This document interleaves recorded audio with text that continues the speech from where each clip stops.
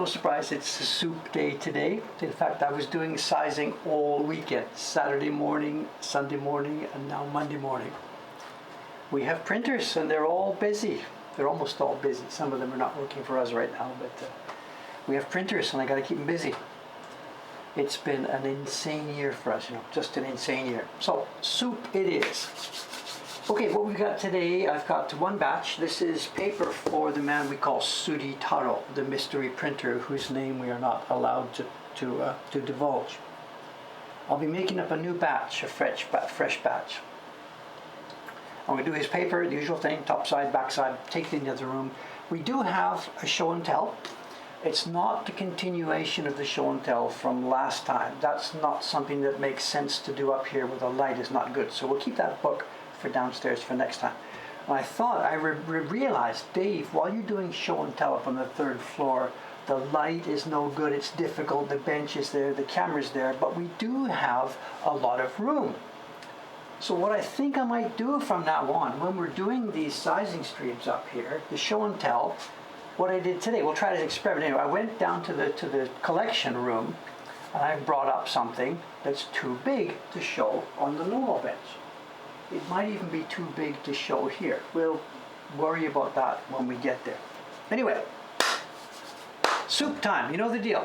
You're going to see me cook it up over there, the first step, for 4 or 5 or 6 minutes, and then we'll come back here and get started with the sizing. I have a couple of questions for you guys. If you have questions for me, whatever, I don't know. So the mic is on the wall, so I will go over there to do the cooking and yell at you from a distance. Back here in front of the computer in 5 or 6 minutes.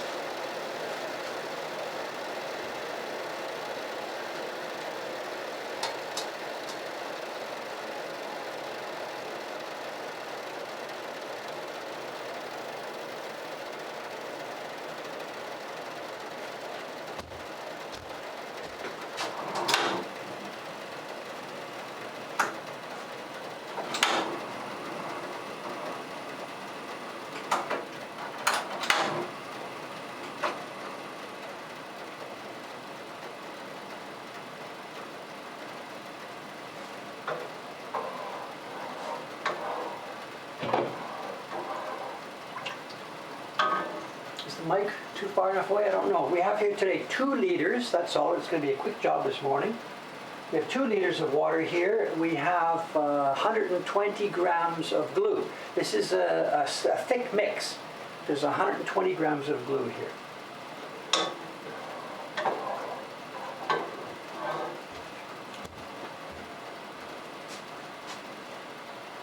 We can maybe move that thing a bit out of the way. We'll move it around back and forth.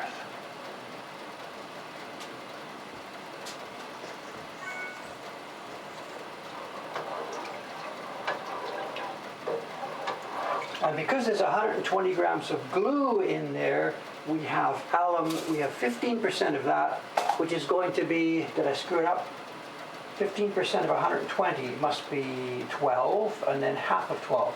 So we have 18 grams of alum to go inside.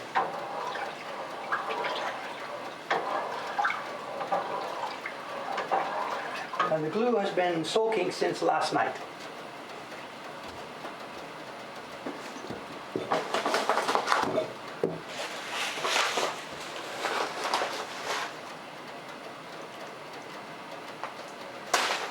This is the stuff we use. It's, what do you call it? Not powdered, granular. It's granular Nikawa glue. We buy it a kilogram at a time in lots of 20. We get 20 kilograms at a time so that we can be consistent with the lots.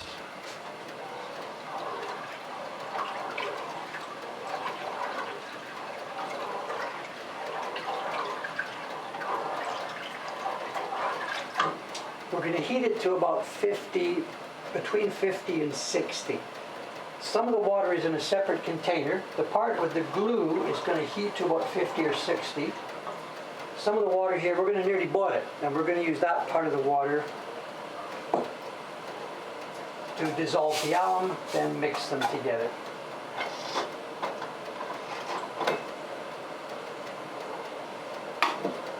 me see what's going on.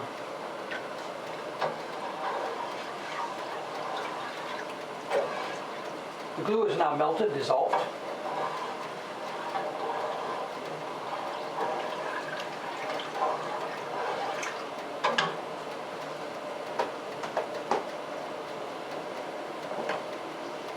I need a ladle, I guess, do I?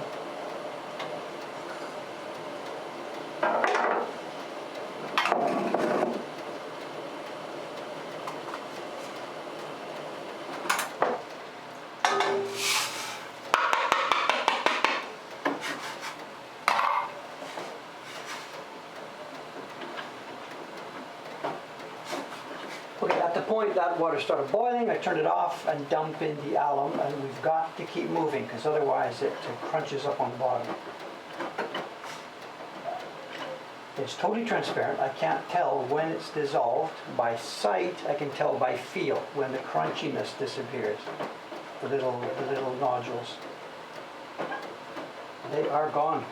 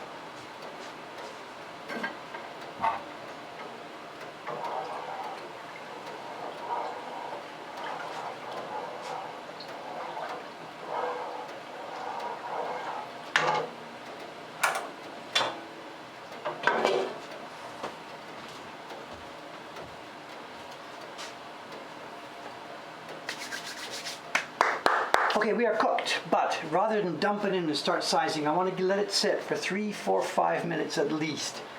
We've had trouble with some of our stronger sizing recently in that it's still been pulling up on the paper. And both of those batches we've had trouble with in the past couple of months are groups that I have done up here on the 3rd floor during a stream. And I behave normally during the stream, but one thing I have been doing while we're cooking during the stream is I cook and dump it and do it quickly. And that has turned out to be that sizing of the past couple of streams has been a bit weaker than normal. And I don't know, I haven't screwed up, the mix is all correct, but what I did do differently than what I normally do is I rushed through it. So give me a few minutes here, let's let that pot sit for 3, 4, 5 minutes. And I think that helps the alum and the nikawa, whatever, chemically react together or gel together or do something. And I think the sizing is stronger if we let this thing sit for a few minutes. So give me a couple of minutes on this, not just, 3, 4, 5 minutes, that's all. We're just we have found recently it's a bit weaker whenever I do it live as opposed to when I do it on my own time, which is really sort of non-bidi. And it could be that I've been rushing through a bit too much. Someone says, is that roof access? Yes, it's stairs going up. Stairs going up to the outside, to the roof. So I'm on the 3rd floor. I joked at the beginning of the stream here. Am I on the 2nd floor or the 3rd floor? Depends where you are. And of course, for Europeans, I'm on the 2nd floor. For North Americans and people like me, I'm on the 3rd floor. I got a couple of questions for you. I had an experience yesterday at the Lawson around the corner here. I was getting a coffee. There's no Starbucks right on the corner right near here. So to get to the Starbucks, I've got to walk 5-10 minutes. So Lawson has the little machines, 7-Eleven has the little machines. To get a quick coffee in the afternoon, it's okay. There was a story recently in the newspaper, the Japan Times maybe it was, or the Japan News, I don't remember. There was a story recently in the newspaper. Maybe I might have told you about it. It was the police ended up tackling a guy who had been ripping off the 7-Eleven. You know the deal on the 7-Elevens and the Lawsons. You go to the counter when you want a coffee. They don't serve it to you. You get the coffee yourself with the machine. But you don't get the coffee and then pay for it. You pay for it first, and then you go to the machine and select what you want. So in the case of the 7-Eleven or the Lawson, you grab the cup from the shelf. The cups are on the shelf. You grab the cup or full of ice from the cooler. You take the cup to the counter. She beeps it. You pay your 200 yen or 180 yen or 220 yen or 150 yen for whatever size or type you have bought. Then you take it to the machine. You put your cup in the machine and you select the one you've just paid for. It's not automatic. I thought this would be automatic, that the register would be tied to the machine. You walk over there, bing, and it knows what you just paid for. No. It seems to be an honor system.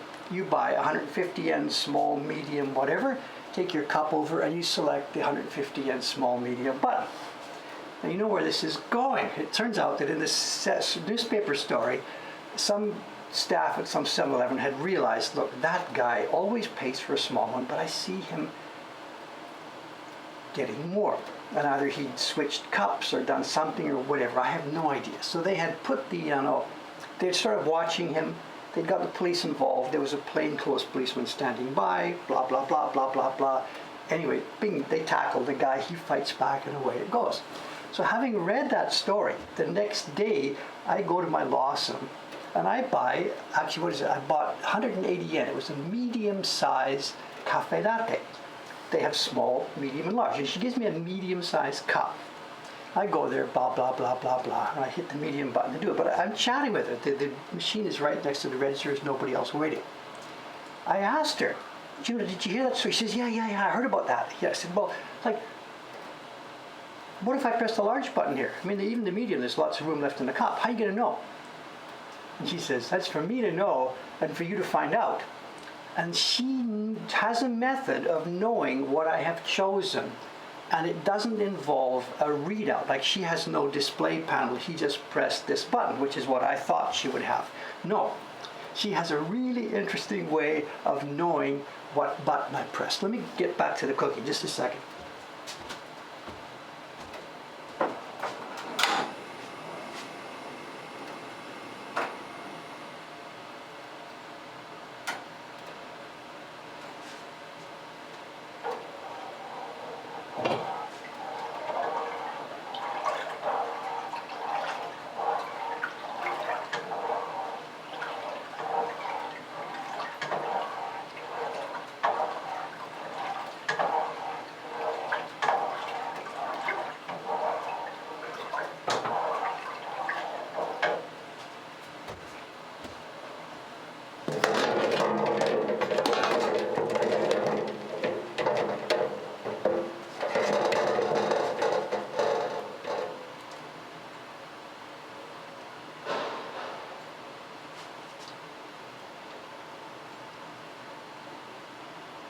Turn the camera around to get a shower. There's the shower corner.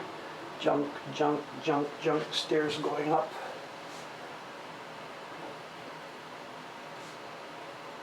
There's our washi. We keep the washi in that. Oops, I got to go there. I've tangled the cord.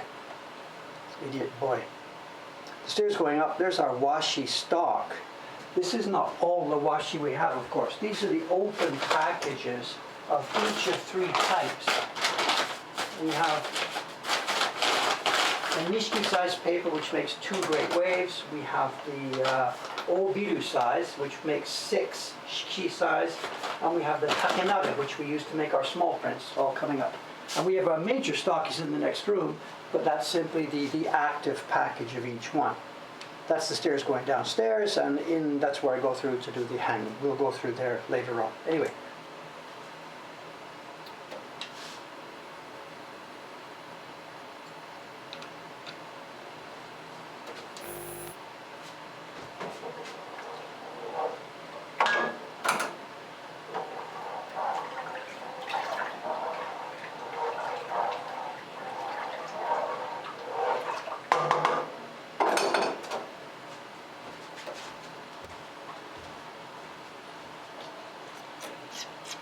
one day I'm going to spill this, right? Everybody's waiting. One day we're going to get 2 liters of size all over my pants or something.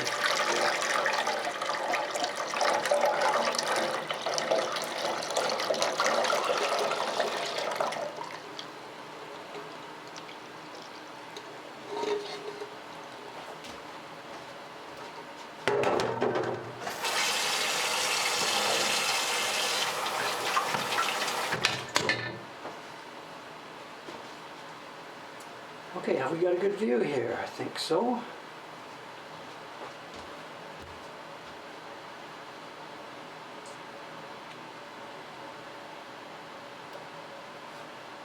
Looks good. Looks good, looks good, looks good. Now, I didn't see the chat here, so I don't know if has somebody got questions about the coffee machines and whatever. I don't know.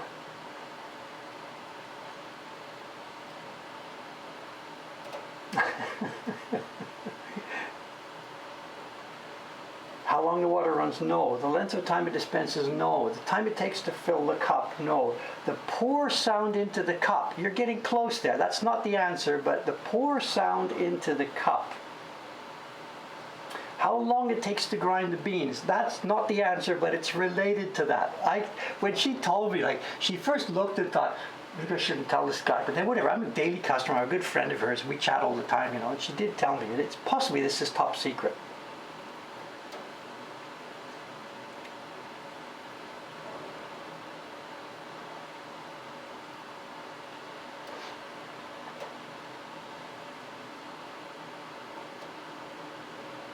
Is there sound when you push the button? We're getting close. We're getting close. Just a minute, I got to get back to work here for just a second here.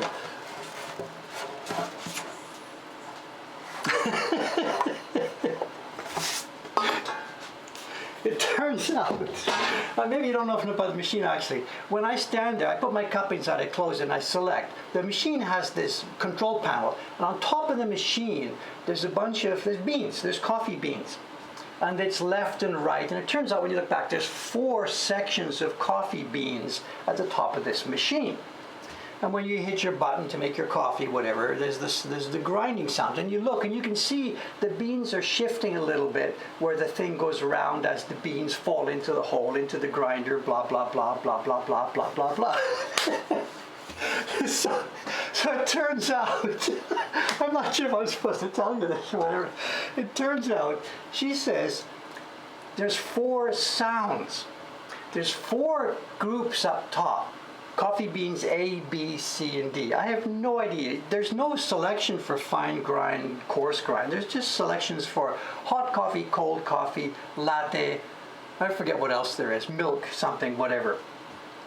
And when you hit the button, it starts the grinding sound, and you can see the beans move at the top. It turns out the grinding sound is a tape. Well, it's a playback of a pre-recorded sound. The beans are fake beans. They just sit there for 55 years. There's a little thing that goes around that moves the beans, so they don't go into any hole at all. It's all powdered beans. It's all powdered coffee inside. And she says it's 4 different sounds. It's there's 4 different levels of grinding sound, and the trainees have to learn which one is which so that they know what button people have pressed. And the beans are probably 50 years old. I don't know.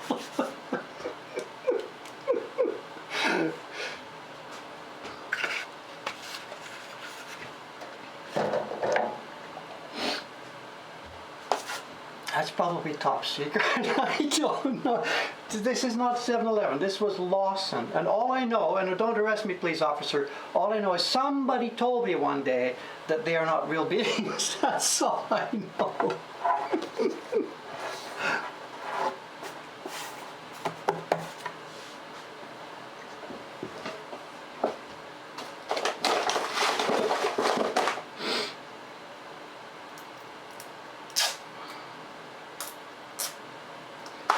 Somebody says she's pulling your leg, and that's possible. That's absolutely possible. All I'm telling you is I'm just telling you a story of an experience I had the other day that somebody told me. Do not quote the internet, Lawson's coffee is fake coffee. I have no idea. I'm just telling you what one anonymous little clerk in one anonymous little shop told me.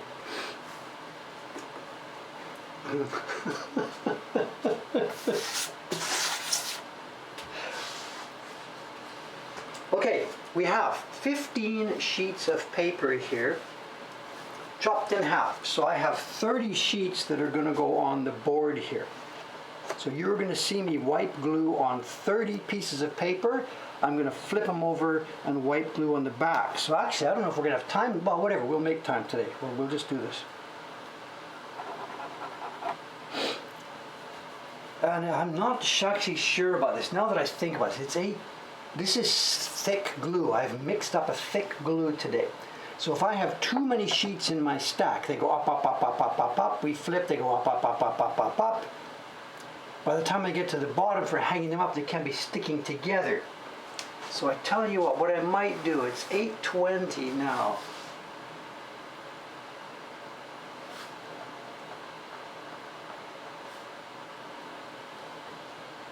What should I do? Do the whole stack in one shot or split it? 1, 2, 3, 4, 5, 6, 7, 8, 9, 10. There's 30 sheets to show. Let's do it. Let's do it. Let's do it. What have I got to lose? Let's do it. Okay, let's get started.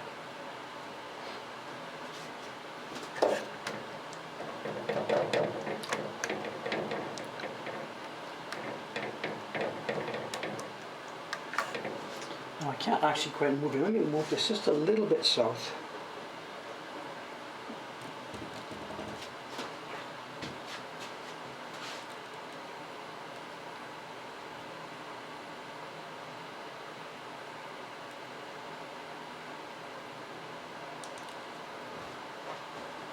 Let's do this.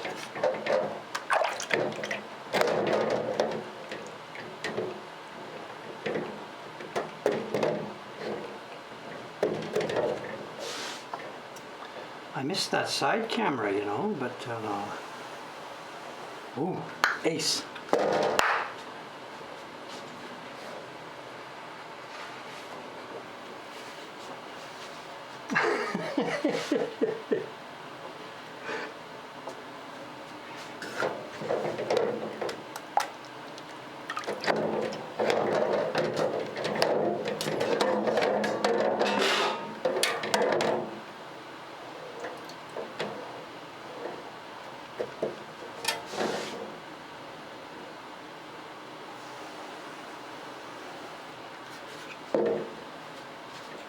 The prints that are going to be made with this paper are the Yoshida Boat, the night version. As I said, this is going to the man we call Suri Taro, and he's going to make some Yoshida reproductions for it. It's the Yoshida Boat, the night version, and that needs heavy overprinting, so this sizing has got to be good and strong. If this is too weak, he's got a lot of overprintings on that image, and if this is too weak, the paper will start to pill up. Someone's asking paper out. She came, Ishikawa-san's printing next door, she came at 6:35, I think.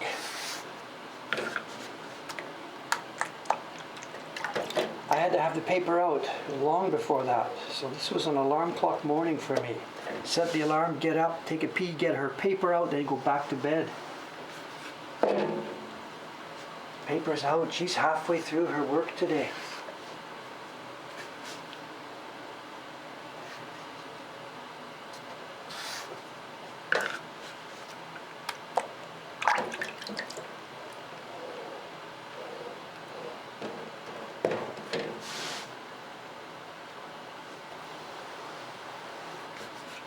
She's working on the Rabid Rabbits, and it's looking good. She and I were looking at it yesterday, trying to make the last decisions on what to do on some of the colors. It's looking really good. To me, this, so far, what I can see, this is the highlight of the series. This is going to be the best print in the series, I think. You're not supposed to say that about your kids.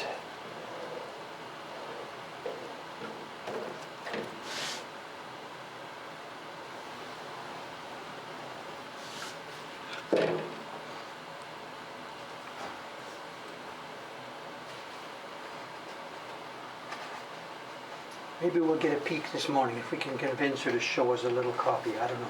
No idea.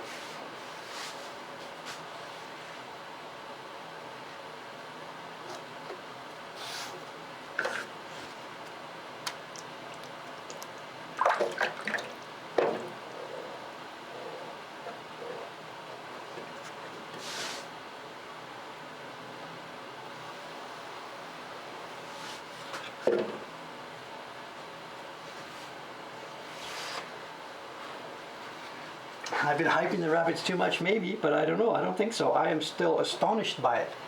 I don't think it's possible to overhype this one.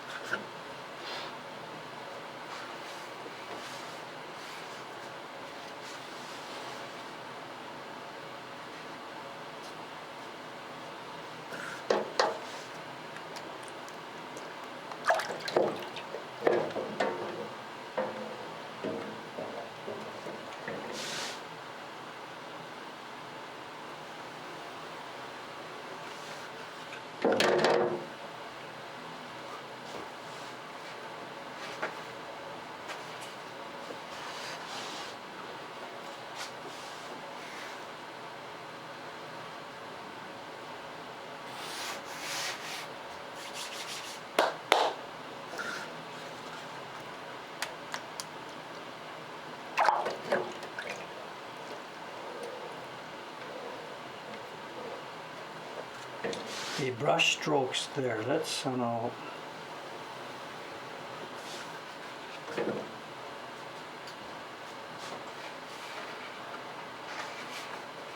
Someone says paper making today, as if we'd love to do paper making, not. Okay, the dipping. As you've seen, I've fluffed. You can't see inside the pool, but the fluff. The brush is now saturated, totally saturated. I knock it off on the side, knock it off on the side. Now wipe off. Maybe you can see the liquid falling off. That's not enough. Wipe off again, and on this case a third time. Now that leaves the hair floating upwards, so I'm then put it back, ka-chunk. This now knocks the hair down. So the hair is now pointing flat and down, and from this point I've got to hold the brush exactly horizontally. If I tip it up, the liquid will all start to fall out. But the hairs are pointing down, and now starting with the brush almost horizontally, and watch what happens to the angle of the brush as I move along. It starts horizontal, bit by bit as the liquid pours out. I've got to raise it so that the liquid starts to come down from the back and pours out. The goal is move quickly at the front, move slowly at the back, flat at the front, angle at the back. And if we get all those things balanced perfectly, the moisture across the sheet theoretically is perfect. It's not perfect, I'm not perfect, but it's something close. There is indeed a front and a back in this paper. We are doing the front side. The front side is the side that when they were drying it on the boards, they dried it like this. That's the back side. The front is what was against the drying boards.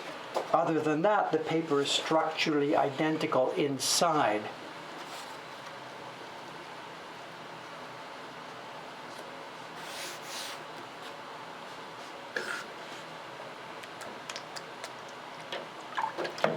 Knock off, wipe off again, feels a bit heavy, wipe off a bit more, knock the brush back flat, horizontal, move quickly, move slowly, vertical, there's your bang, bang, bang, bang, bang.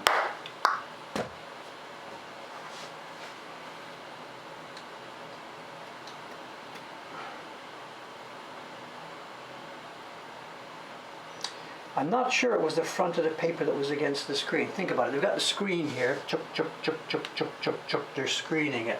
So there's an upside and a downside at this point. The downside is the one that was against the bamboo. They then take that screen, they lay it face down on the deck, peel off the bamboo. So the pressing deck is now upside, it's now gone down. They then, from the deck, they peel the paper off one by one by one by one by one. And I've watched him do it. He peels it off, he walks to the wall, and he puts it on the wall. So what was on the top of the deck, which was the back side, now goes against the drawing boards, and away he goes, away he goes. With some paper types, maybe as they pull it off off that flat deck, they twist it around and put it on. I don't know. In the kind of paper we're using, unless I am severely wrong, it's the side that was against the screen, which is now on top, which goes against the drawing boards, which becomes the front of the paper. Have I done this one? Yes. In the type of paper we're using here, there's no internal sizing. Some types of paper are. They're what's called tub sized. The gelatin or whatever goes into the paper making tub, and when they're making the sheets, the sizing is already in there. That's not common at all in the Japanese tradition, and in the kind of paper that we're dealing with, echisen hosho, that is never done. Sizing always happens externally and later. Every printer needs sizing for a different condition. But yes, there is such a thing as tub sizing. And the modern machine-made papers, of course, they're all sized. Bang, whatever in the manufacturing process, it's all sized.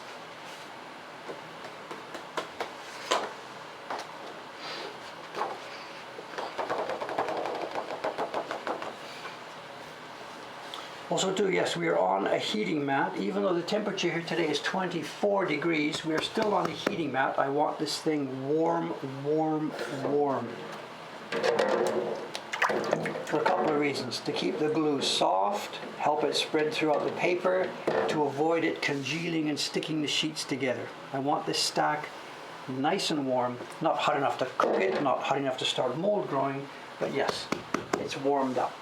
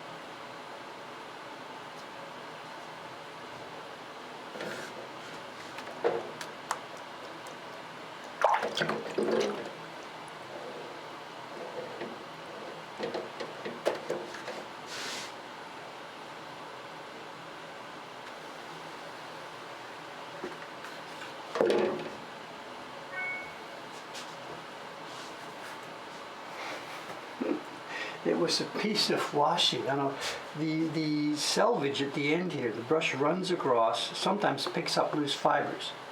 I put the brush back in and there are loose fibers. Yeah, there are some now. I should scoop them out. We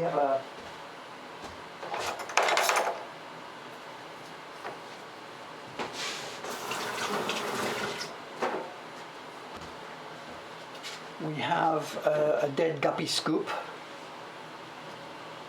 There are loose clumps of fibers here sometimes.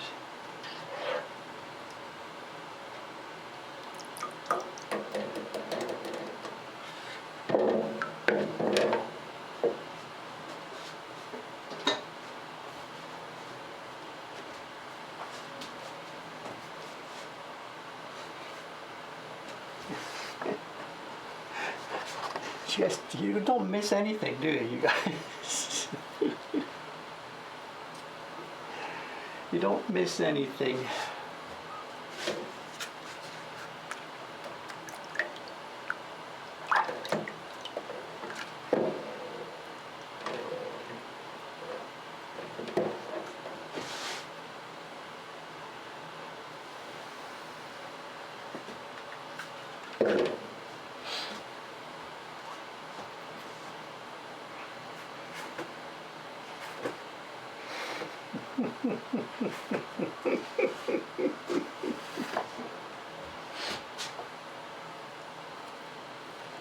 Also, I'm surprised so far there's been no comments about the ninja approach to this. You know, Shiba-san and Dave have different approaches to this. You know, these are small sheets today, so this is easy.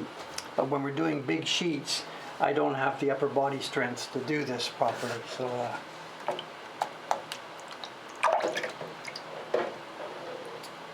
So Dave is I'm using my legs to do this. Once we start, I'm locking my shoulder, moving my body, and it's in the legs. So my body, my belt buckle follows the brush right across. This is not always the way that sizers do it. Guys who have lots of upper body strength, or Shiba-san, our young girl, she stands here like this in front of it. She gets the brush ready and does it in an arm motion with no body movement. It's an arm motion, but I just don't have the biceps or the strength to keep that flowing all the way across. So Dave here is locking his shoulder, locking his arm, gets ready. I'm on my right foot now, and as I start moving, my left foot goes down, my right foot comes up. I'm exaggerating here. So I'm doing it with my body. That body weight pushes us across. How the old sizers did it in the old day, I have no idea. I never get a chance to see them. They're all gone.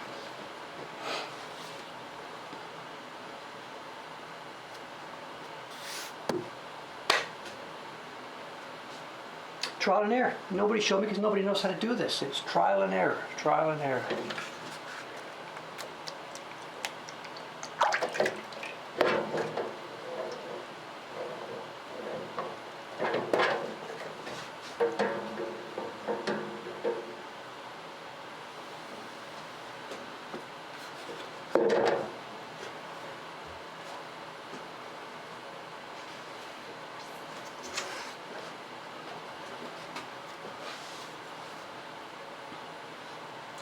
For me, for sure, it's not just a question of the biceps. And I think by doing it the way I'm doing it, that brush, I believe, stays almost exactly level, and I can spend all my effort controlling that angle and controlling the pressure.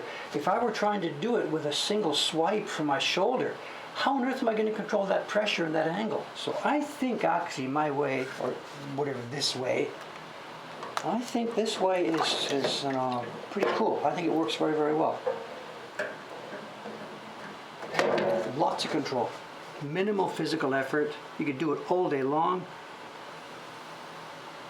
And the sheets one after the other come out, bang, exactly the same.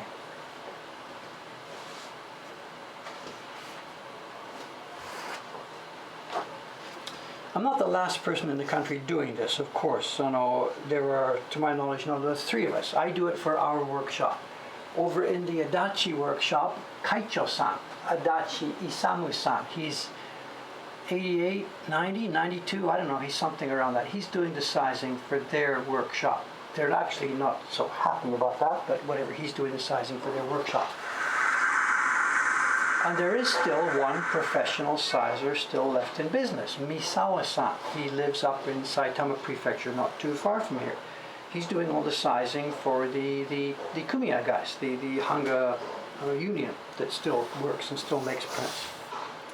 He used to do my sizing for the first 20, 25 years I was making prints.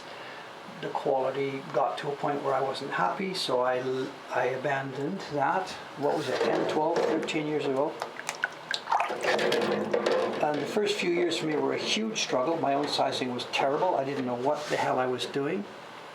But I knew that we had to get it in-house and under our control and get trained.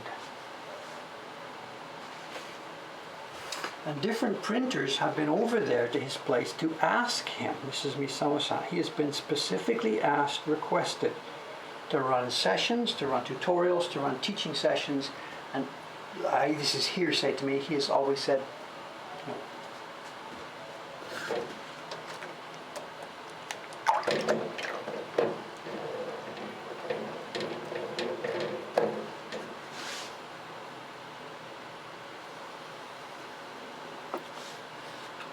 And it's our plan. I mean, it's open. What we're doing now, it's open. No secrets about it. You can learn what you can from watching me do this. But we do plan on making a video about this in the tutorial series that we're making bit by bit by bit. We do plan on a sizing tutorial where we're just going to go step 1, step 2, step 3, step 4.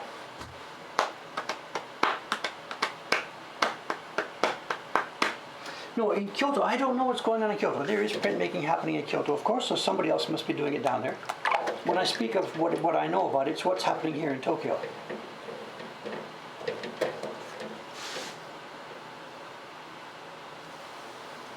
There is sizing, you know. I mean, it's a thing. We ordered some test paper from Kitaro, from the Kitaro company.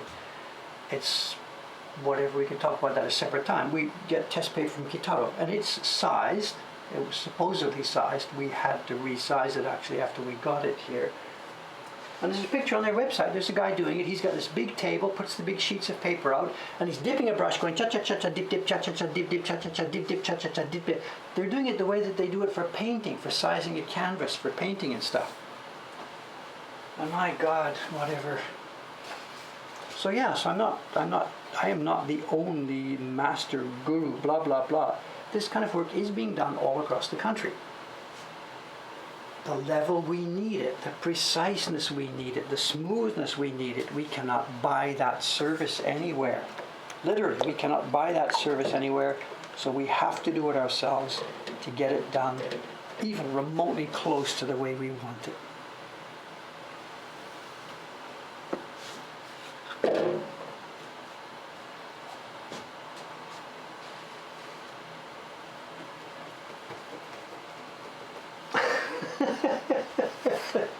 John's Facebook comment here, so.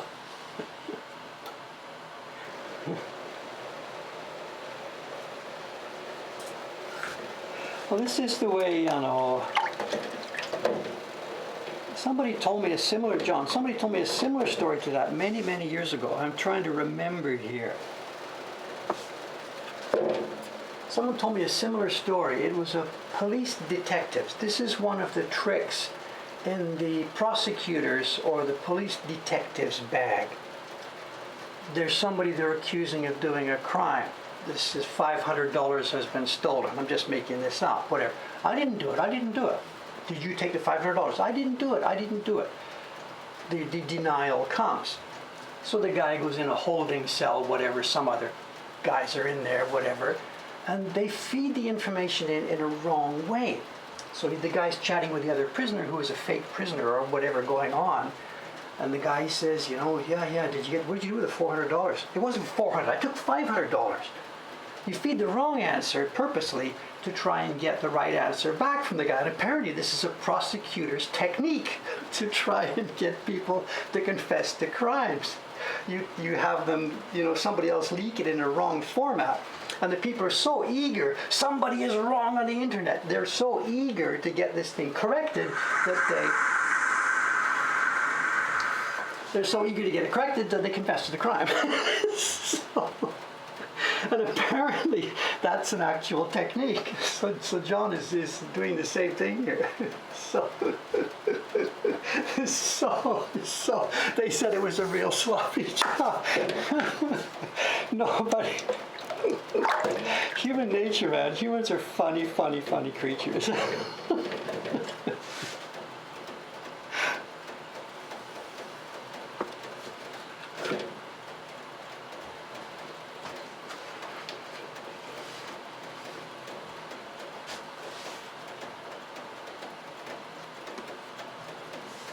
Is there a law for it? Give me a break. This is it. Cunningham's Law. Is this a thing? Please tell me. Tell me more. Wikipedia link or something.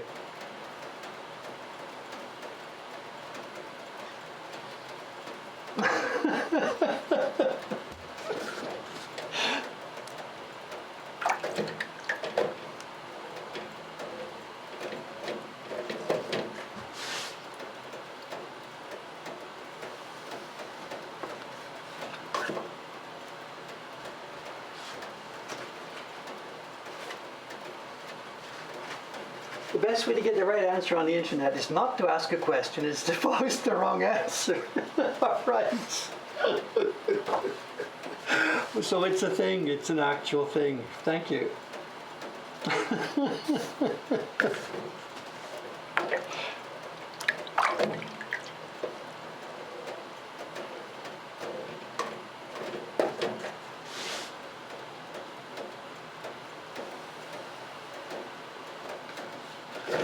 We got a couple more sheets here and then we'll be halfway. So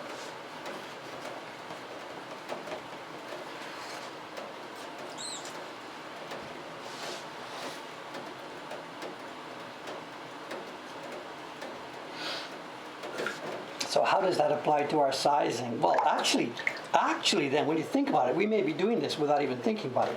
As I said, we are going to be making a tutorial video about this, about our way of sizing.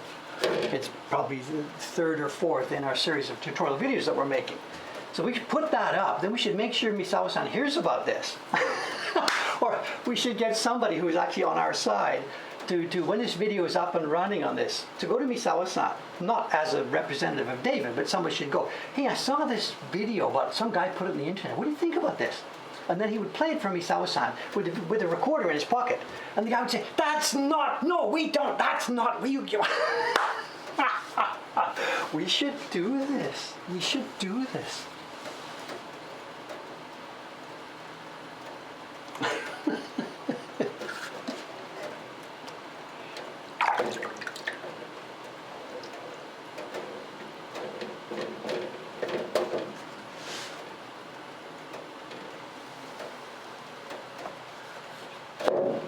Okay, halfway. We have now done the top half of the paper. Yeah, there's someone on the internet is wrong. I mean, this is classic. I mean, that is the cartoon. There's the two cartoons, the dog cartoon, nobody knows you're a dog, and then there's this cartoon. Those two themselves, they encompass the complete internet in those two cartoons, absolutely. Somebody on the internet is wrong.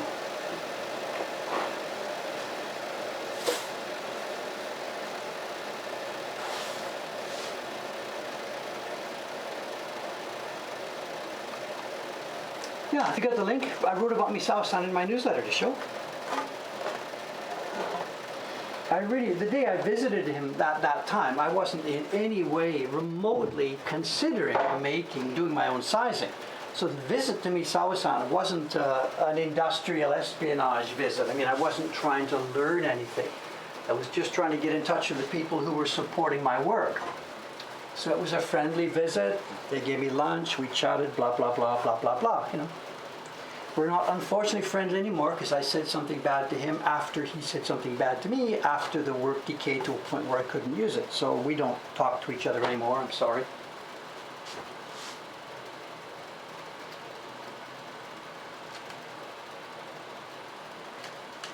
Yeah, whatever I said, recorded in the pocket, whatever. It doesn't matter. The details. It doesn't matter. The point being, we should just listen to what the guy said. I wasn't trying to start some illegal whatever.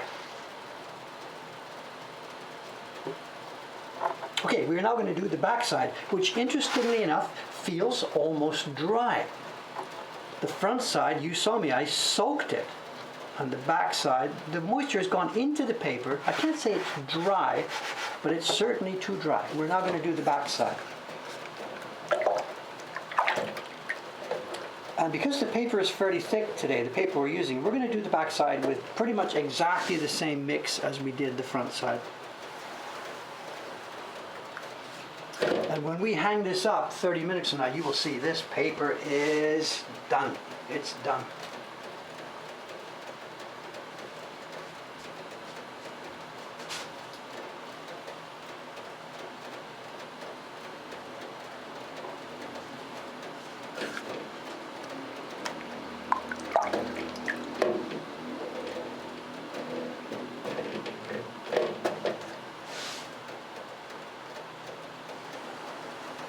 Missed a bit.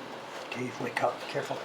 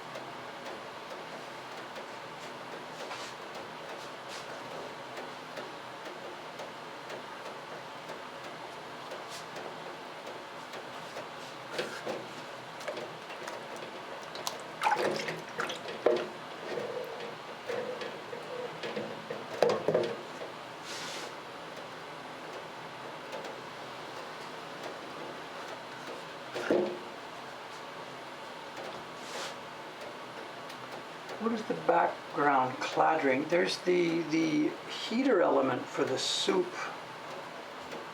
Heater element for this thing keeps going on and off, and expands and contracts. Right now it's making noise as the heater element. I think it's gone off. Right now it's off.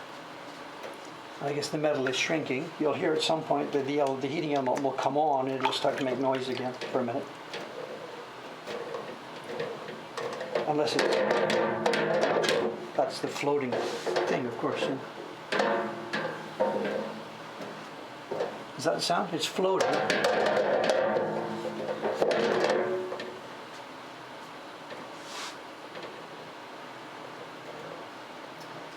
These things are made as a double boiler, and they're made to have lots of soup inside to keep the things low. One of these is empty, and one of them only has like 1.5 centimeters in the bottom, so they kind of float.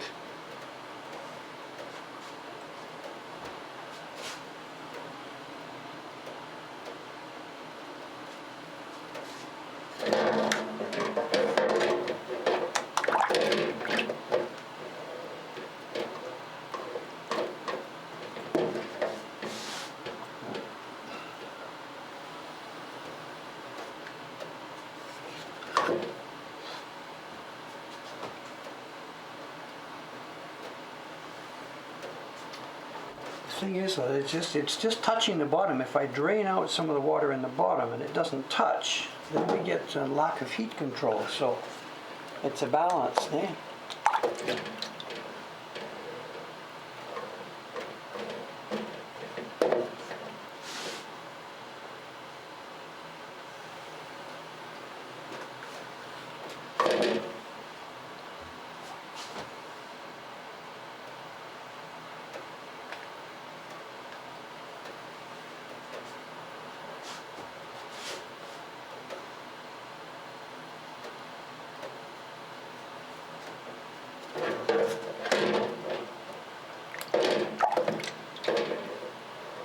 Put a keel on the pan, can I? So it floats lower in the water, maybe. I guess so. If I were bothered about it, yes.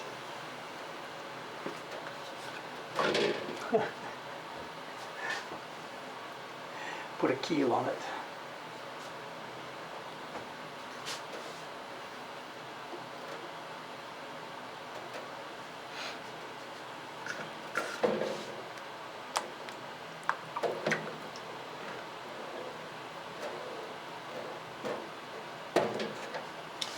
We're using 2 of these side by side because today I'm just doing a small, simple, light job, and I made the glue ready for this.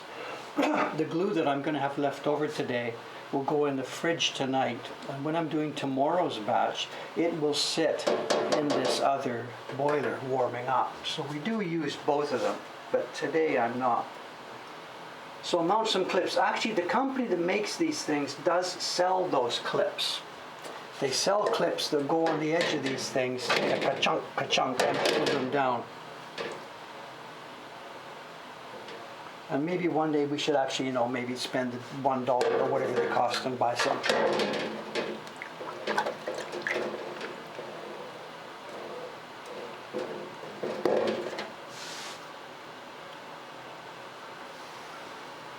There's a reason we didn't use those. I can't remember. When we were using our sizing machine last year, there's a reason we didn't use those clips, the hold down clips. I can't remember what it is. The nikawa, I understand it's made from hoofed animals like cows and horses, so they tell me, but I don't know for sure. It's marked as a non-food grade product also. It's not for cooking, it's not for eating. It's not an edible product, and it's from ungulates, cows, horses, and it could be hooves or bones or skin. I have no idea what's inside it. I don't know.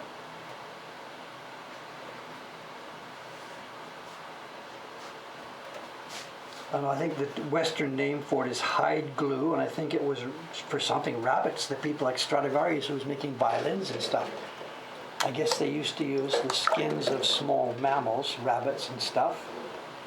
It must have had the right collagen or whatever is inside it.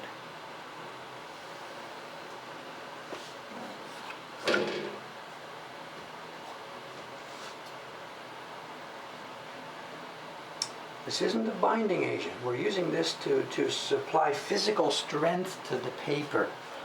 The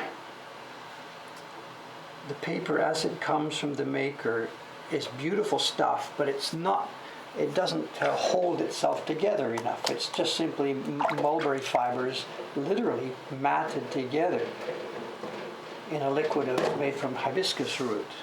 It doesn't have the physical strength to take the abuse that we give to it when we're rubbing the prints.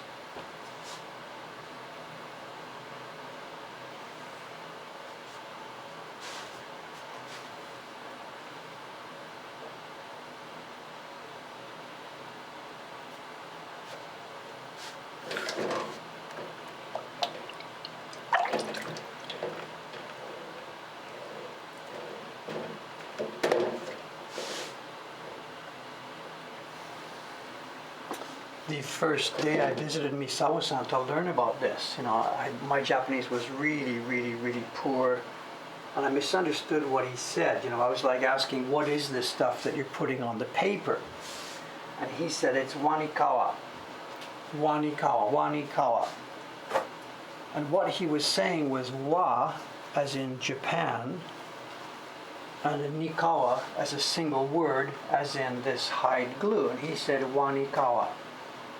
And I heard him, and I knew this was sort of made from skins and stuff like that. So the word kawa, which means skin, popped into my ears. So I said, what's this made of? And he said, wani kawa.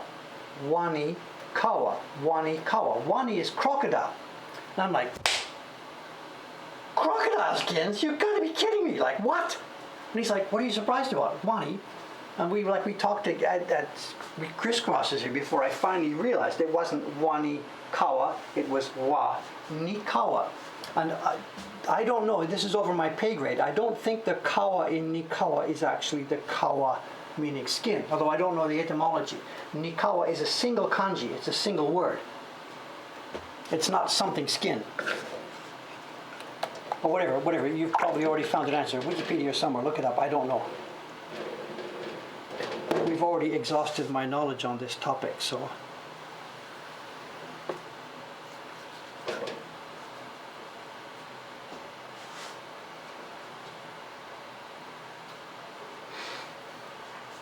But it is not wani kawa, absolutely not wani kawa. He must have just face palmed, like, oh my God, what am I going to do? I'm stuck with this guy for the next couple of hours, like whatever. It's deformed already. They don't last long, these things. You start typing on them and that's it, they're done. It's super thin latex, that's the only way to fly. It sort of sits okay until you touch it.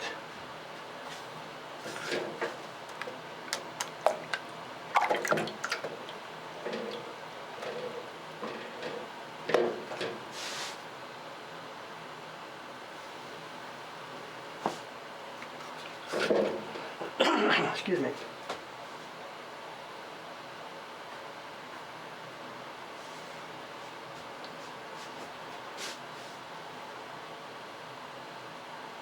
Someone's asking what I did. What's the first move you make just before applying to the whole paper? Brushing the border where I put my finger. I don't know what I'm doing. Let's have a look. What am I doing? back. I have to hold the paper for sure. I'm holding down the paper. Keep holding. If I don't, this stuff slides. So I'm holding, I'm putting my thumb on the tip of the stack here. You can't see it. I'm not going to start moving things around. I'm just putting my thumb like this. I'll do it at this end. I'm putting my thumb on the end of the stack so that as I move the brush down, the paper does tend to creep.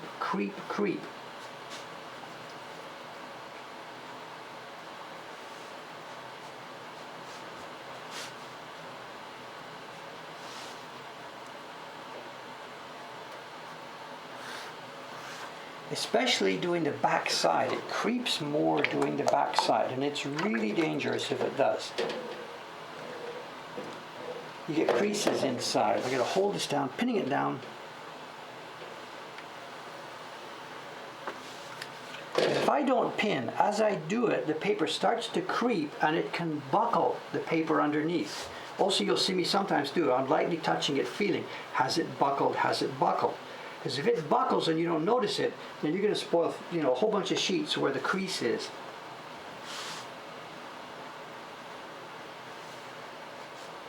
I fake the move? I don't know. I don't know what I'm doing. I'm sorry.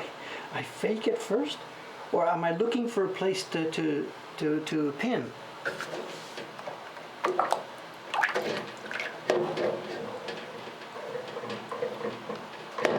What am I actually doing? I'm looking around, finding a place. There's a place to pin.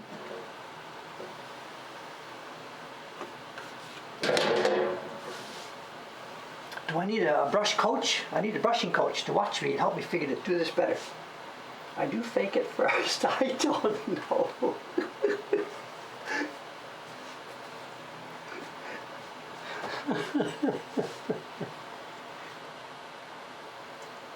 I think I do fake this. It's not faking, it's getting ready. Am I ready to land? Am I ready to land? And then, I do this. I lift up first and then down. Sure.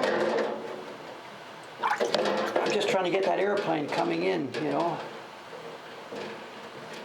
What do? I don't know. This part, it doesn't fake. It's just ready, up, down we go. I think that makes common sense. I can't just start. We've got to come up, and that airplane has to come and hit the runway just at exactly the right place. If I hit the runway too soon, it dumps its liquid on the paper, on the table. If I hit it too late, then I've missed part of the paper.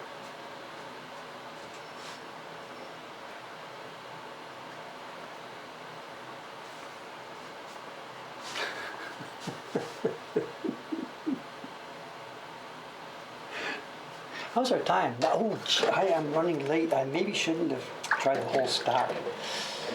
Whatever. We still have to finish. We still have to hang. I think we are running late. Maybe. That's show and tell. I don't know. We're running late now.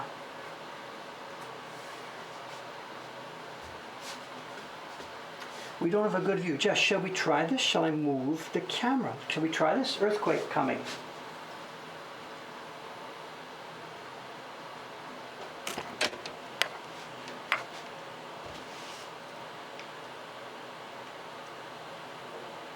Why not? There's no rule that says we can't do this. But I'm going to get in the way of the camera for the dipping, right? So hang on a sec.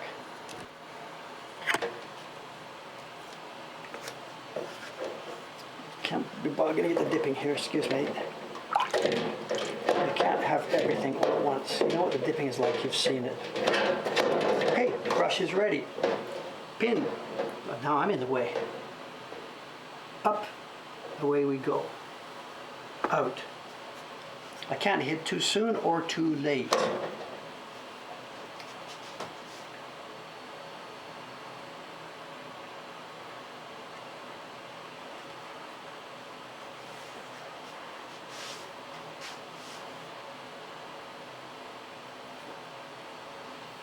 The microphone cable just got a little bit wet. It's okay.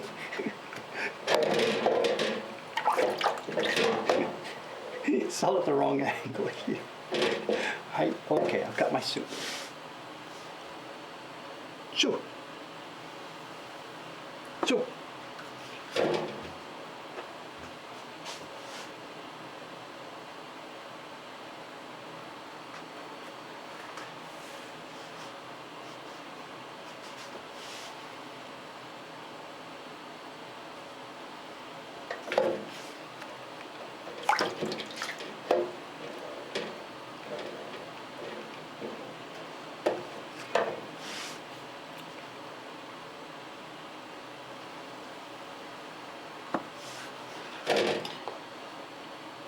bottom ones here could be quite sticky. When we're hanging it up here, I've got to get going because when we're hanging it up, those last sheets might start to get a bit sticky. This is thick glue today.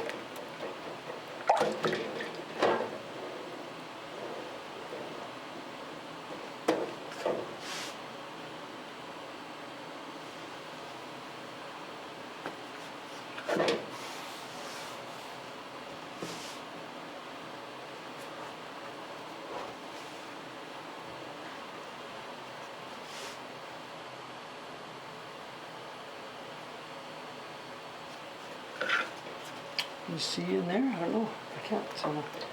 If we had a camera operator, we could show a lot more of this stuff. But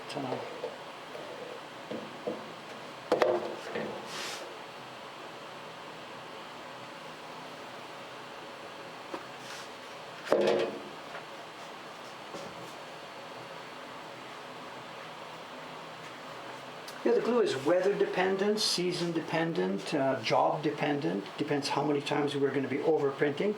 Heavy overprinting in the print needs a stronger, physically stronger glue. That's why I did this one. It's 60 instead of 50. The job, that Yoshida boat has heavy overprinting. So the paper has to be physically stronger. So we're using a 60-gram mix. Oh, camera, you're so good.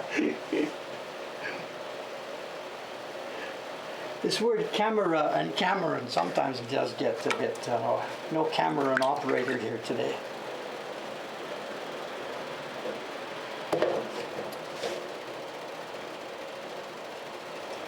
Cameron, what do you think? Do we have time to make a sizing video? What do you think, Cameron San?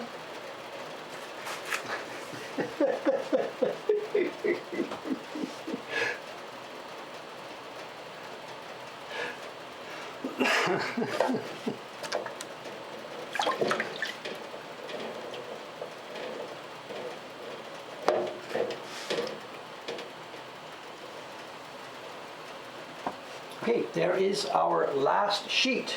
There's our last sheet.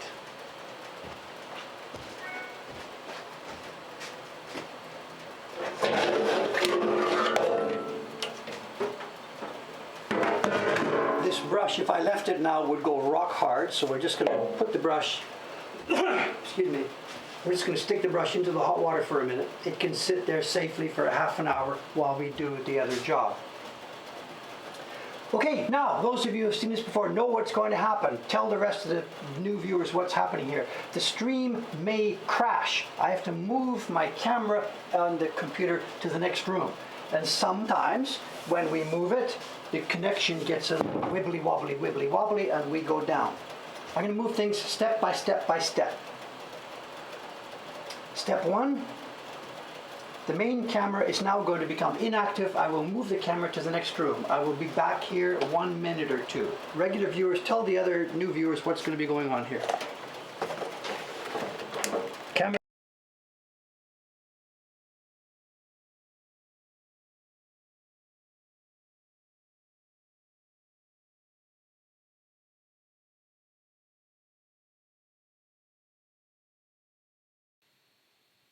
Activating MacBook audio. Should be okay. Okay.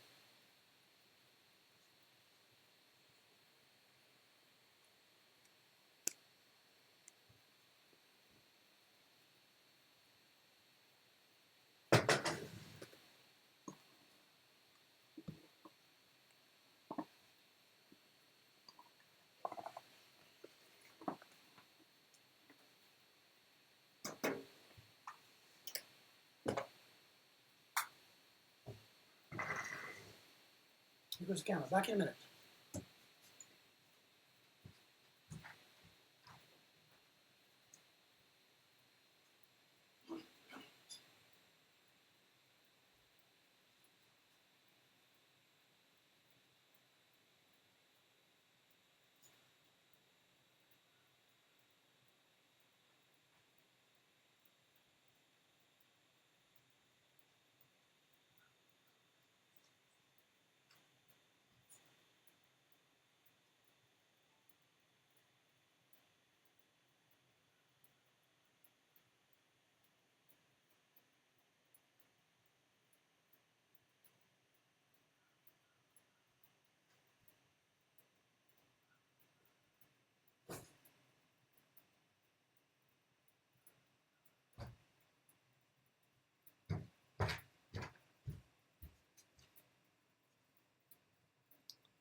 The aspect ratio is going all funny too. No idea.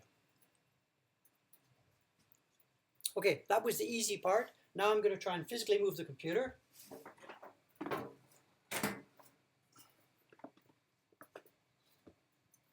It might go down. If the stream goes down, just relax. It will come back 1 or 2 minutes later. The chat will continue even if the stream itself does fail. So I'll see you again in a couple of minutes. Thanks for your patience each time we do this. There's no easy way to make this transition. Let's give it a go.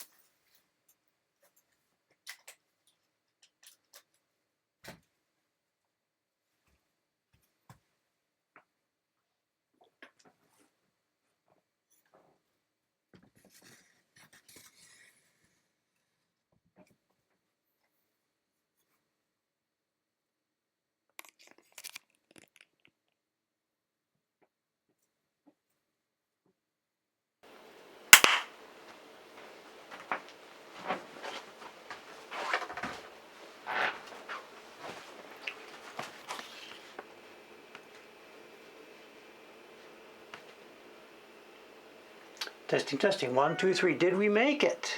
Did we make it? I think we made it. All right, let's set this mic up. Set up this camera. Hang on a sec. Oh, shit.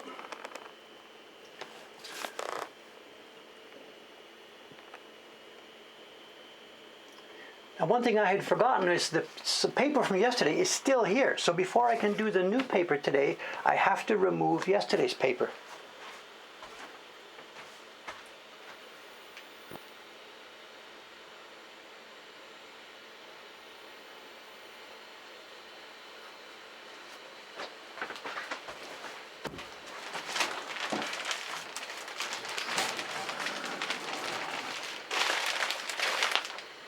Yesterday's very small batch of paper.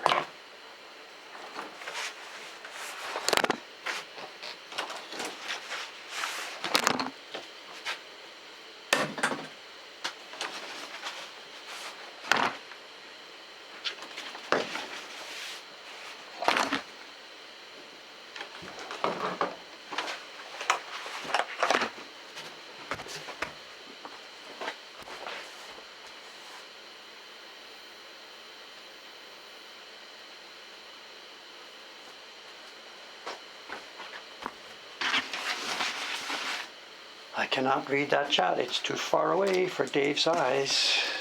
I can see people typing stuff, but there's no way I can read that from here.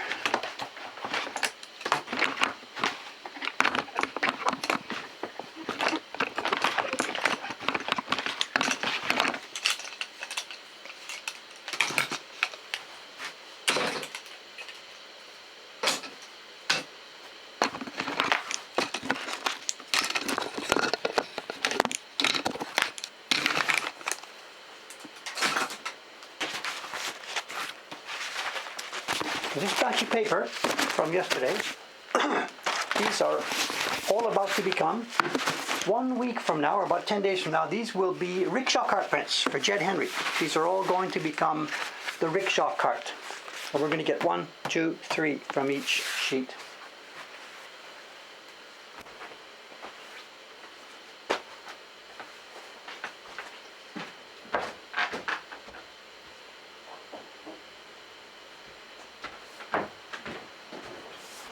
Okay, let's get to work.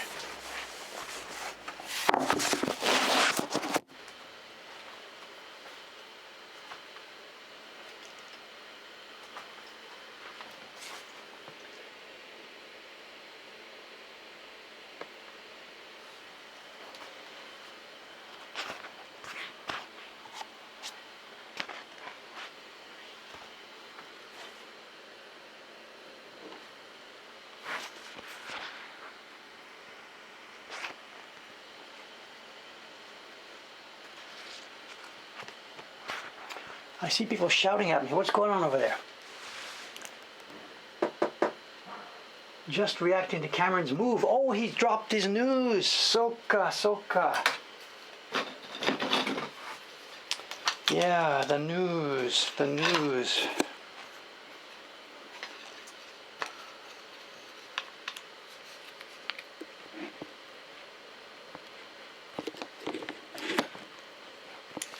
I have to move this mic, it's in the way. Hang on a sec.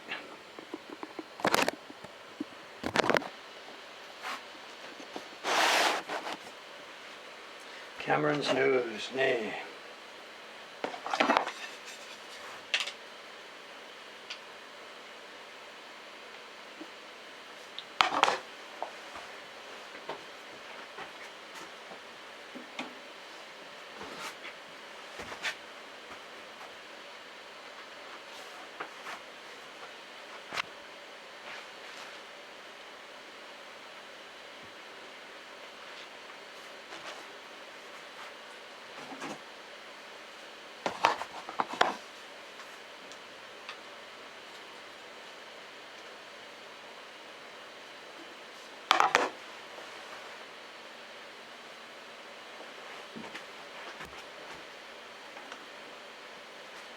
I cannot read the chat from that far back to show.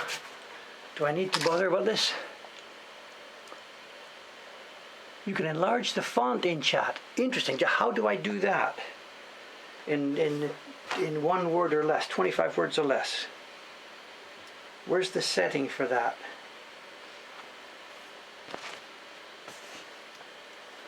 There's a gear mark, okay? Chat gear mark, let's have a look. Chat gear mark, show my chat appearance, end of something, oh my god. Font size, I see. Alright. Yay! I'm not going to keep it like this permanently, but yes. Thank you. I can now see one comment at a time.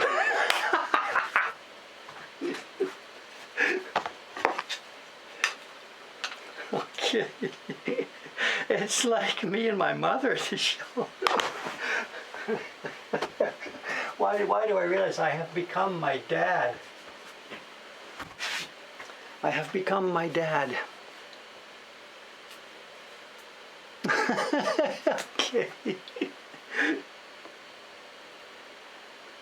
Now it's in between. I can't see it with my glasses, without my glasses. Okay, thank you. Thank you, thank you, thank you.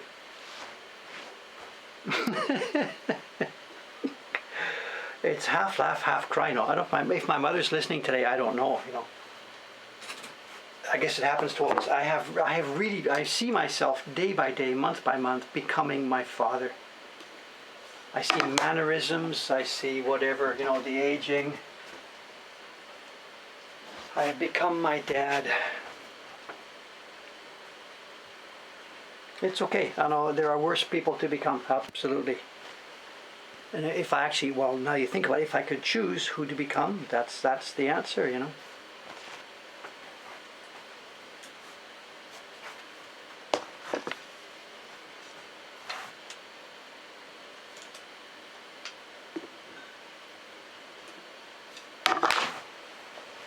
This is going well today. It is nice, smooth paper. We have, you know, just the Goldilocks amount of moisture in here. I am a happy camper here. This has gone well today.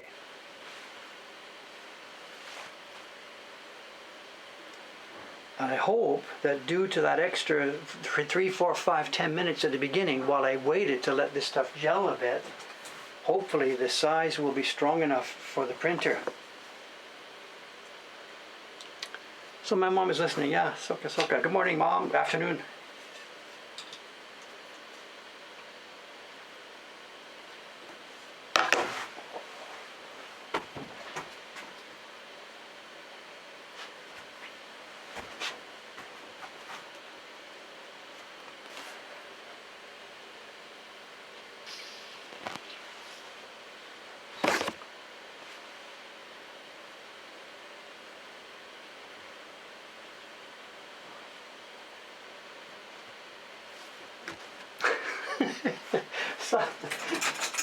some of the things about like becoming your parents, in other words, there's one, my mom's listening here, so it's okay. This is not a bad story. It's a completely a warm story. My brother and I did get in trouble one day. I don't remember. We must have been like maybe 7 years old, 8 years old, 10 years old, something like that. One day, I don't remember. We got in trouble with my dad. My dad. The place we were living, I guess, whatever. The bathroom was near our bedrooms. My brother and I had bedrooms side by side, and the bathroom was nearby. So this must have been in Canada, in Vancouver. So we must have been about 13 or 15 or so. And the house bathroom was next to our bedrooms. And it was summertime, whatever. We've gone to bed, and we didn't want to be in bed that early, and it was still light, whatever. So me and my brother were in bed. We can't sleep, whatever. Life goes on. My parents are out there in the house doing stuff. My dad uses the bathroom, whatever. And he had a little habit. It's okay. This is nothing nasty to talk about. We've all got in Japanese, they're called kuse, a kind of habit. And his habit was, as he reached for the roll, he would start whistling. Just a little tuneless whistle. And no problem. It's just a little habit. It was the end of his little session there in the toilet.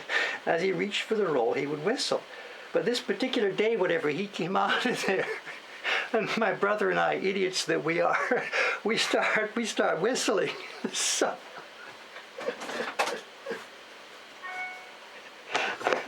he got upset.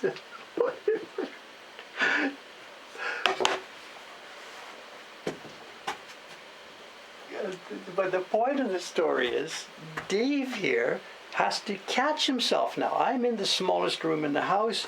I reach for the paper, and I find the impulse to whistle. And what is going on here? Is there something in the DNA that as you get to a certain age, you start doing this? Or is it because as I was growing up, I heard this all the time, so I got trained that way? And I'm trying to keep conscious of this. I reach for the paper, and I don't whistle because I'm conscious of this. Dave, don't whistle,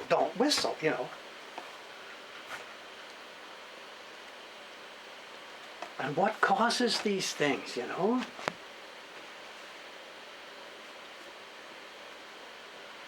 Maybe it's a thing, maybe everybody does this, I don't know.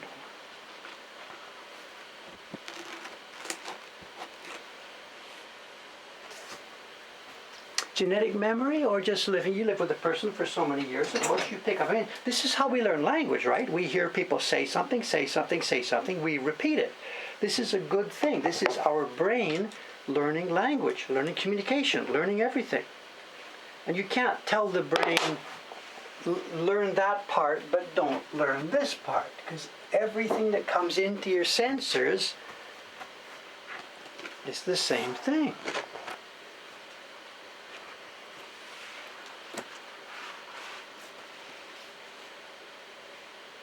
So I guess the fact that I'm starting to do this now, I get it because I was sort of, quote, trained, unquote, to do this. But the question I can answer is why now? Why, as I'm 70 years old now, why should it start now?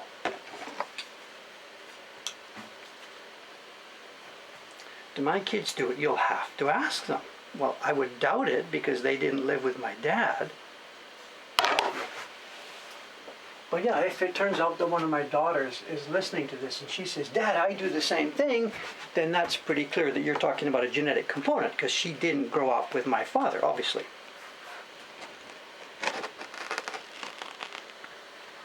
We have done a good job today. This paper is ace. It is moist. It is soft. I don't know if you can see through the back. No, it is just right. We have killed it today.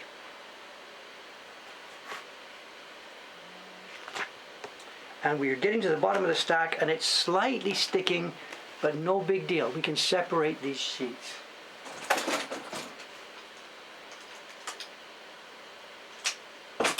We have done a good job today.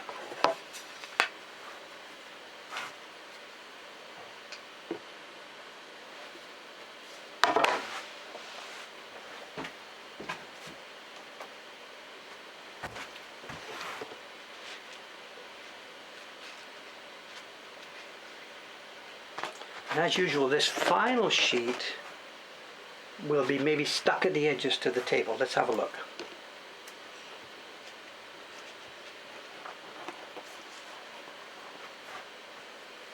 Let's prop up the end so I can pinch it.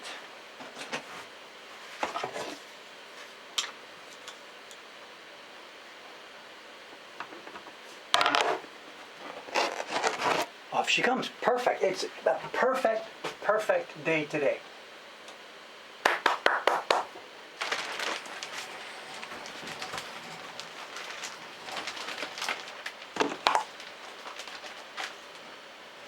A perfect sizing day.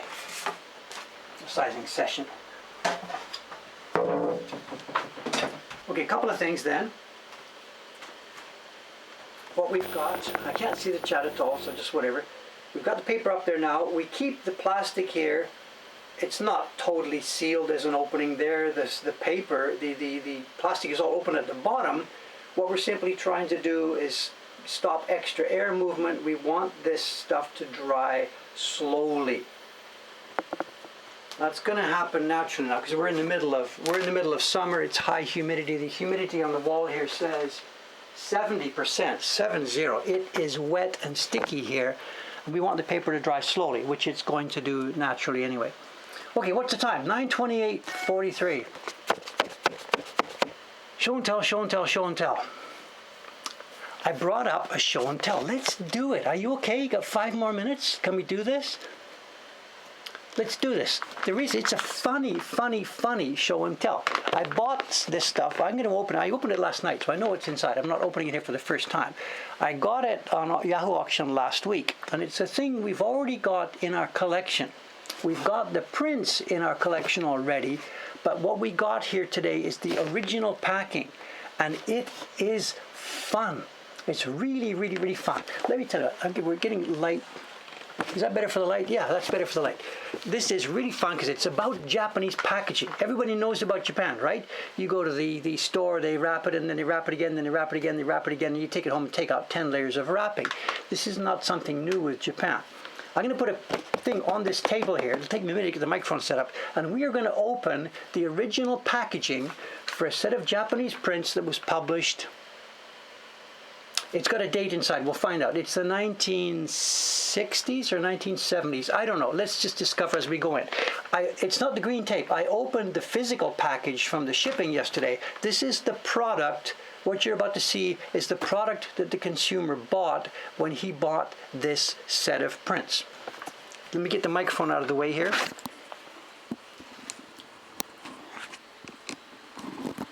And I may have to move the camera so we have room to show the whole thing. Let's have a go. Oh, hernia time. Let's back up the camera.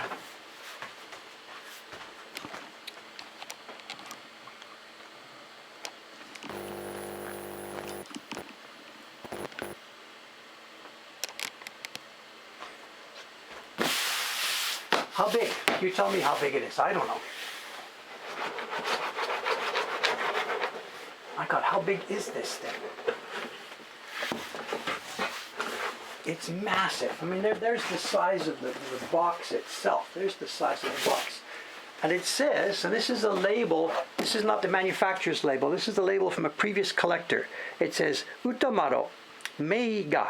Utamaro, the designer's name, famous pictures, Sammai. And we're like, wait a minute. 3 prints. This is what the person who bought this stuff keeps in their house. This is what you would have on your bookshelf. In Japanese tiny house style, this is the product that you buy and it goes onto your bookshelf. Front cover comes off, slides out. Look at this, it's all built with a little special roller.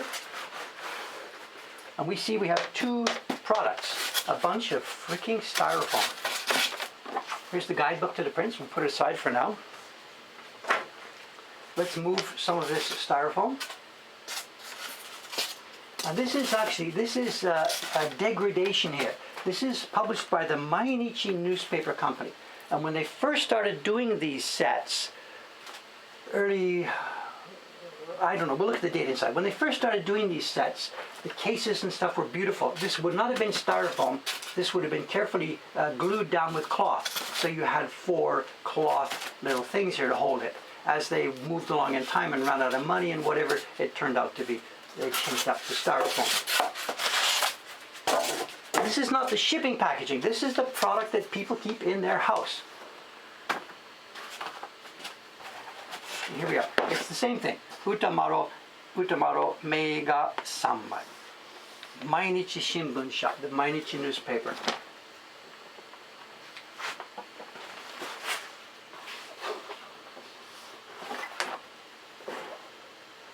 I should also mention too, there's 2 packages. The package on top here with the print collection. What's on the bottom here, unopened since the day it was packed way back in the Dark Ages, is a frame. The IDB, the people who bought this thing, would have a frame on the wall and they would change out the prints one by one by one. The unfortunate little detail here is the frame is a single frame.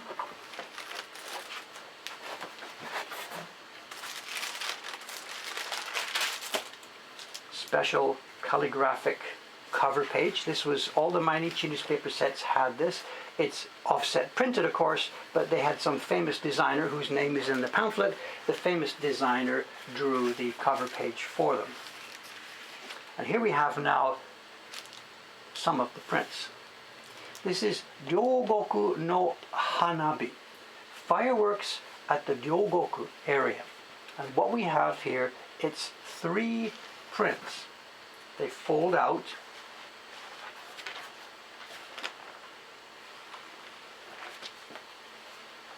And it's a famous Utamaro triptych.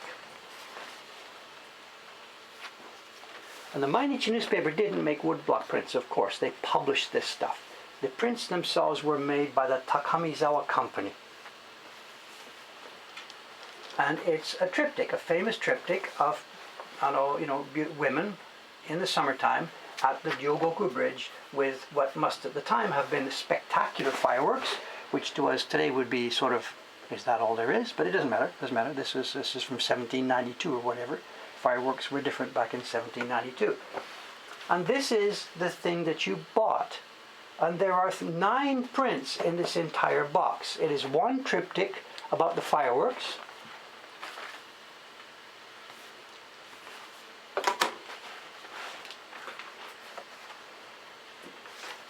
It's another triptych about the awabi divers. We've seen this, the Utamaro awabi divers. And the third triptych is hari shigoto, needlework.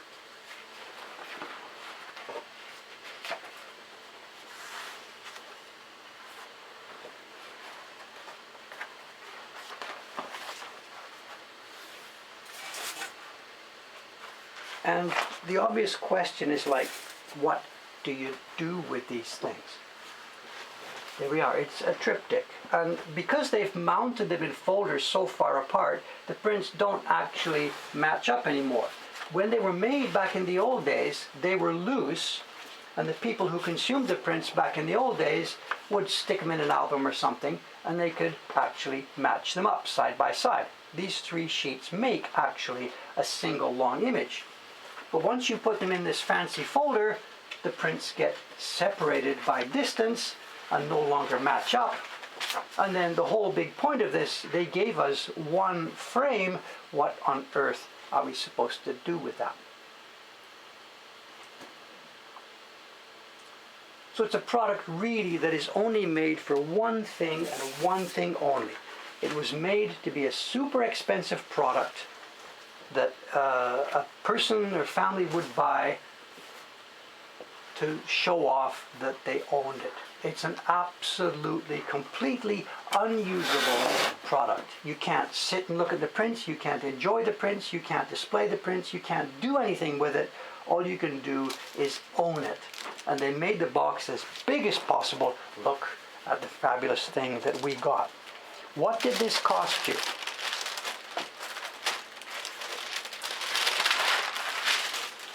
Here we are. Oh, I can't lift. It's all glued.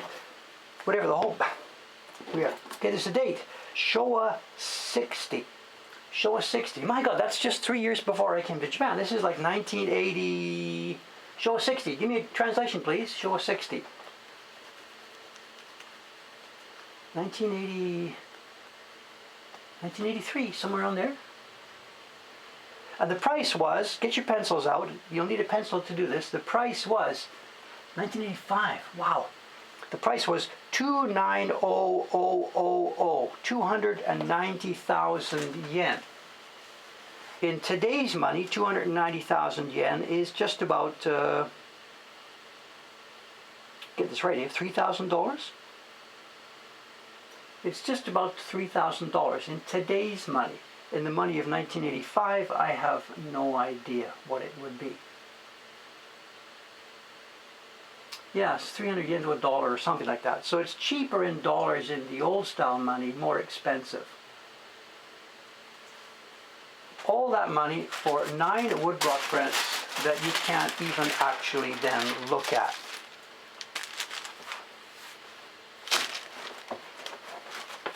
I paid on auction for it. I paid the other day, I paid 21,000 yen for this. I paid 21,000.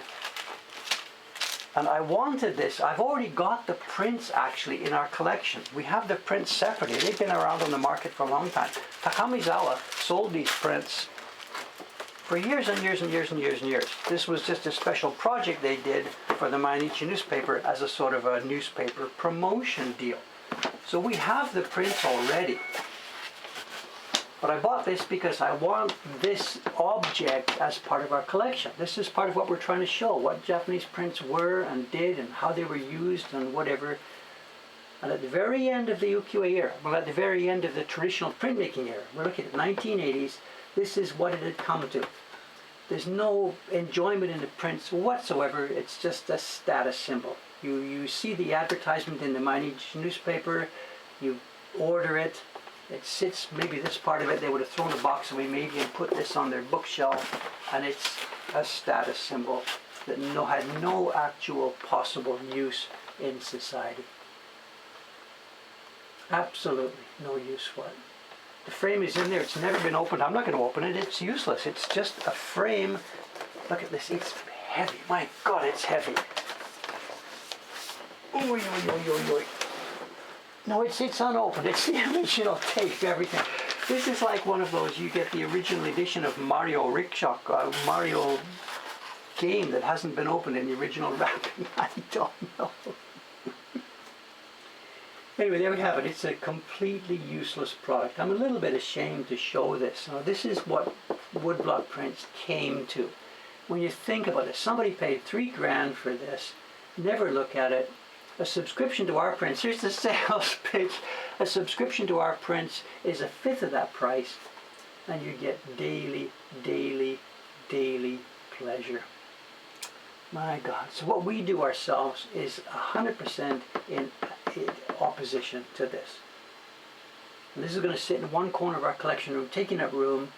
I don't want to take up room, but I do want the message to be preserved, and I want the message to be understood. So this will go into a part of our collection just as a demonstration of this is where it all got to. Status symbols, my God. We paid, so I can reach the computer or not, I don't know, hang on a sec.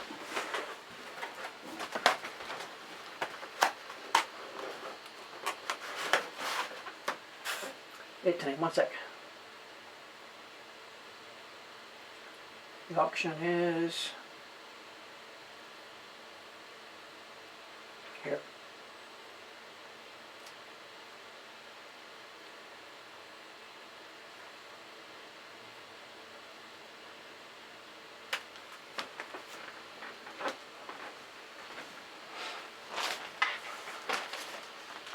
That's the link to the auction the other day. Okay guys, alright, thanks very much. It's now Monday. I'm off for 3 days and I am literally, physically out of here. Now, I'm going to go off to Ome either tonight or tomorrow morning, and I'm going to spend the next couple of days in Ome. I'll be back here Thursday morning with another stream, and I'm not quite sure what I'll be doing. It's possible, please don't get upset if it is, it's possible it might be another sizing stream because I still have lots of sizing to do, or I may be downstairs on my carving bench doing something down there. not quite sure. Can't tell what we're going to be able to do. So, all right, we're out of here now. Thanks very much, guys. It's been a bit of a mixed stream today. I got a good bunch of work done, and that was the main thing here today. That's what I'm here for. Thanks very much, and I'll see you on Thursday morning, Wednesday evening for most of you. Thanks very much. Bye for now. Actually, what we should do, let's just one more time with that camera. Let's get this out of the way. It was so cool the other day when we got that close-up of the